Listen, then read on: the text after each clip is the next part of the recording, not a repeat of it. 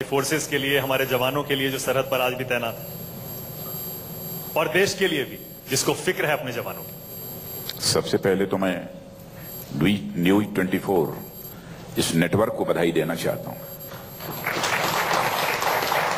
कि उन्होंने इस प्रकार के कार्यक्रम की संकल्पना की है।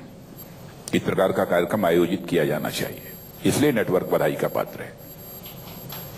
और हम सब आज एकत्रित हुए हैं तो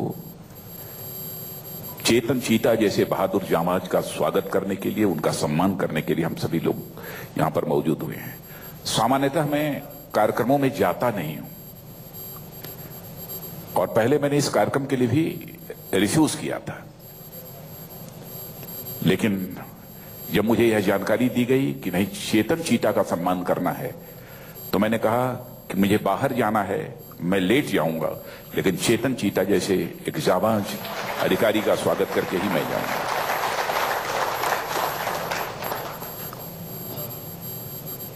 चेतन चीता को कितनी गोलियां लगी, क्या गनी, कैसे लगी, सारा देश इससे अच्छी तरह परिचित है। मैं मानता हूं कि गोलियों ने भले ही चेतन चीता के शरीर को बेधने में कामयाबी हासिल की होगी, लेकिन ये गोलियां चेतन चीता की बहादुरी, शौर्य, पराक्रम और जांबाजी को भेद नहीं पाई हैं।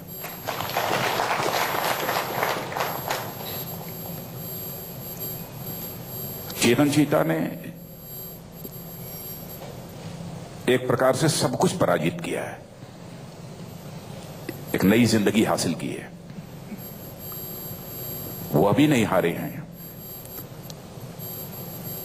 और मैं तो कहना चाहता हूं कि उनकी पत्नी ने भी जिस धैर्य और साहस का परिचय दिया है, उसकी भी जितनी सराहना की जाए कम है। तो आज ये चेतन चीता का जहां स्वागत होना चाहिए, मैं समझता हूं कि उनकी पत्नी का भी आज स्वागत होना चाहिए, क्योंकि पत्नी ने भी हिम्मत नहीं हारी है। कभी कभी जब ऐसे अवसर आते हैं तो सभी हम पारिवारिक लोग हम जानते हैं कि परिवार के लोगों का धैर्य टूट जाता है, और जब परिवार के लोगों का धैर्य टूट जाता है तो जो पेशेंट होता है स्वाभाविक रूप से उसके मनोबल पर भी उसका एक प्रतिकूल असर पड़ता है। और हमारे आज चेतन चीता ने जो ये कहा कि कश्मीर ये भारत का इंटीग्रल पार्ट है, तो इंटीग्रल पार्ट था, है और आगे भी यह कश्मीर भारत का इंटीग्रल पार्ट रहेगा। दुनिया की कोई भी ताकत कश्मीर को हमसे अलग नहीं कर सकती। और मैं समझता हूं कि ऐसे जांबाज जवान अधिकारी जिस देश में मौजूद हों, किसकी हिम्मत है कि यह दुनिया को भारत को मात दे दे, भारत के मान सम्मान स्वाभिमान को चोट पहुंचा दे। यह कदापि संभव नहीं है। और आज यदि हम इनको सम्मानित करने के लिए यहां एकत्रित हुए हैं, तो मैं समझता हूं कि हम सभी इनको सम्मानित करते हुए स्वयं को गौरवान्वित महसूस कर रहे हैं।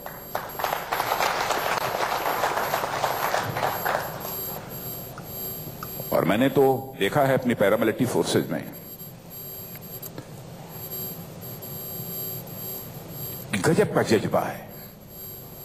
बाहर के लोगों को शायद यह बात समझ में नहीं आती है, शायद लोगों को इस बात की जानकारी नहीं है। मैंने जाकर देखा है, कैंप्स में जाकर देखा है, सीआरपीएफ सीएपीएफ के जवानों के साथ खाना खाकर मैंने देखा है। चाहे कितने भी कठिनाइयां क्यों न हो, लेकिन जो भी जिम्मेदारी है, उस जिम्मेदारी को पूरी ईमानदारी, लगन और निष्ठा के साथ वो अंजाम देने में कभी पीछे नहीं रहते।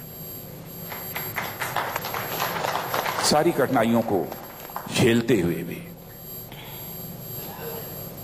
और मैं यह मानता हूं कि लोग कहते हैं कि चाहे सेना के जवान हो, चाहे हमारे सीएपीएफ के जवान हो, अधिकारी हो, इनको एक हेल्दी सपोर्ट सिस्टम मिलना चाहिए।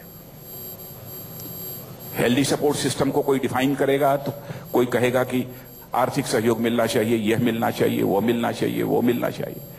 मैं कहता हूं कि हमारे जवान को केवल दो सपोर्ट यदि मिल जाए, एक परिवार का सपोर्ट मिल जाए, और साथ ही साथ इस देश के 130 करोड़ की जो जनसंख्या के 160 करोड़ हाथों का सपोर्ट मिल जाए, तो इससे बड़ा है दूसरा कोई हेल्दी सपोर्ट सिस्टम नहीं हो सकता।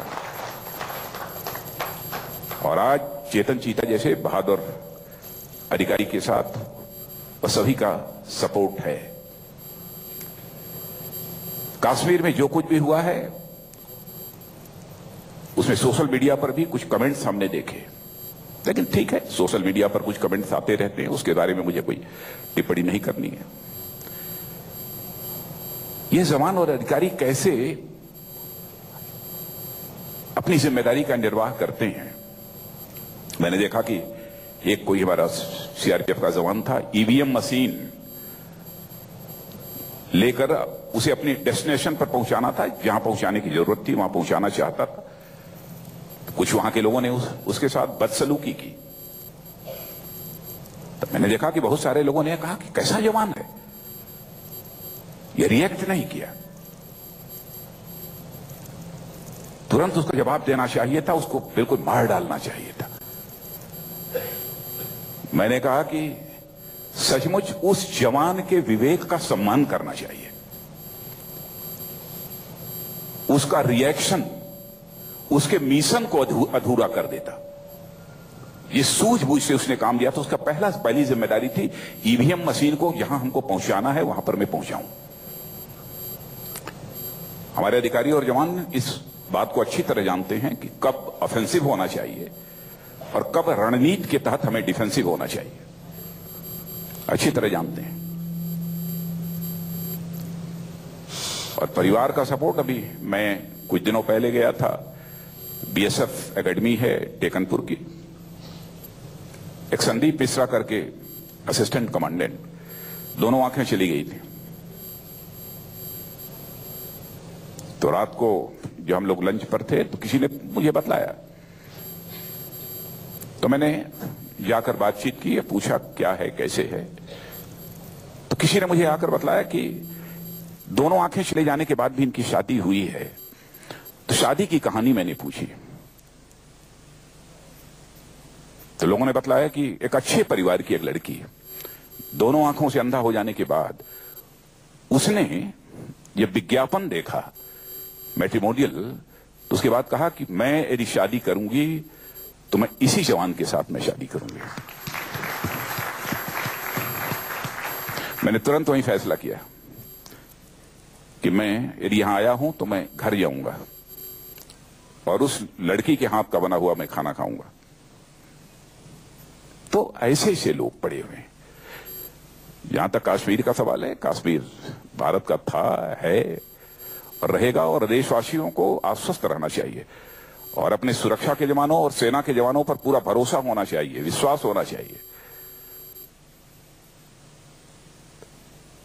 तो आज के अवसर पर कुछ ज्यादा नहीं कहना है, और केवल जहां कश्मीर का सवाल है वहीं पर मैं देख रहा हूं कि ये सब सारे हमारे जवान अधिकारी नक्सलवादी क्षेत्र, माओवाद से प्रभावित जो हमारे क्षेत्र हैं, उनमें भी बखूबी अपनी जिम्मेदारी का निर्वाह कर रहे हैं।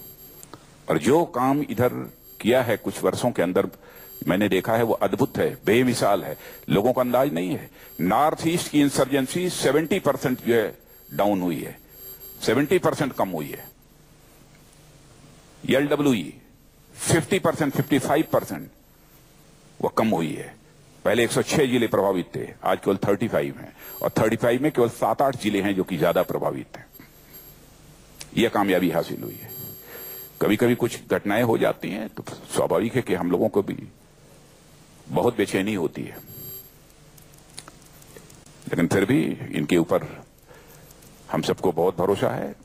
मैं अपनी तरफ से भी अपने बहादुर चेतन चीता का हृदय की गहराइयों से स्वागत करता हूं, और साथ ही साथ इनकी पत्नी को भी मैं अपनी शुभकामनाएं देता हूं। और पुनः न्यूज 24 इस नेटवर्क को भी, और अनुराधा जी विशेष रूप से आपको और पूरे आपकी टीम को अपनी तरफ से बधाई देता हूं। धन्यवाद, शुक्रिया। राजनाथ जी, हम कोई सवाल जवाब नहीं करना चाहते हैं, लेकिन बस क्योंकि हमारी फोर्सेस के जवानों में थोड़ी सी चिंता है, थोड़ा दुख है, गुस्सा है, जैसे हमारे जवानों के सिर काट लिए बॉर्डर पर कश्मीर में, या जैसे आपने सुकमा के इस घटना का जिक्र किया, थोड़ा सा सरकार की तरफ से देश को और जवानों को आश्वासन चाहिए। नहीं, अब मैंने कहा ना, किसी के हाथ नहीं बंधे हैं, भरोसा रखना चाहिए इस देश को, यदि मैं कह रहा हूं। देशभक्ति का जज्बा सबके अंदर है और समस्त देशवासियों को मानकर चलने चाहिए कि देश का मस्तक किसी भी सूरत में झुकने नहीं पाएगा। और इसका श्रेय यदि मैं देना चाहता हूं तो पूरी तरह से श्रेय देना चाहता हूं अपने सुरक्षा के जवानों को, सीएपीएफ के जवानों को, सेना के जवानों को और शेष हमारे जो जवान हैं, जो पुलिस के लोग, सबको इसका मैं श्रेय देना चाहता हूं। भरोसा रखिए, देश का मस्तक झुकने नहीं पाएगा। जो होना चाहिए वो हो रहा है और जो चाहते हैं वो होगा। क्या बात है। लेकिन ये सब कुछ ऐसे अवसर होते हैं कि बहुत आनंद फानंद में काम नहीं किया जाता, विवेक खोकर नहीं, बहुत विवेक से काम करना पड़ता है, बोलना भी पड़ता है विवेक से। अब कोई ये कह सकता है कश्मीर में पत्थर लोग चला रहे हैं और आप इतने फायर आर्म्स आपके हाथ में हैं, क्यों नहीं सबके ऊपर गोली चला देते? हम इस सच्चाई को नहीं बोल सकते।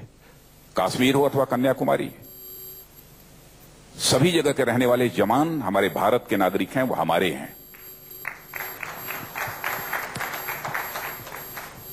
चाहे वो किसी जाति, किसी मजहब के क्यों मानने वाले क्यों ना हो, सभी हमारे हैं। आतंकवादियों का जहां तक सवाल है, उन जवानों को साथ रखकर नहीं देखा जा सकता, अलग अलग देखना चाहिए। लेकिन आपने देखा होगा कि हमारे सारे सीआरपीएफ और सुरक्षा के सब सारे जवान, सेना के लोग भी बहुत विवेक से काम लेते हैं। पत्थर खा लेते हैं लेकिन जल्दी गोली नहीं चलाते। यह धैर्य भी उनके अंदर है, साहस भी है, जज्बा भी है, तो धैर्य भी है। इसलिए इनके ऊपर सबको भरोसा होना चाहिए। और मैं आप सब लोगों से कहूंगा कि एक बार सभी लोग